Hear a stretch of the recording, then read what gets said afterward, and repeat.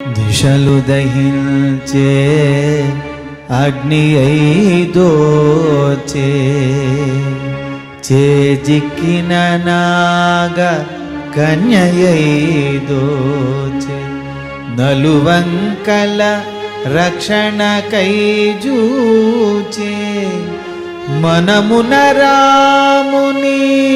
నమ్రత గొలిచే తోడలు చేర్చుకొని కడుపును దాచే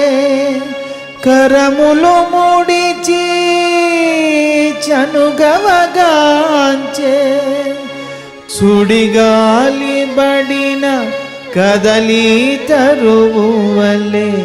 కటిక నేలపై జానకి తూలే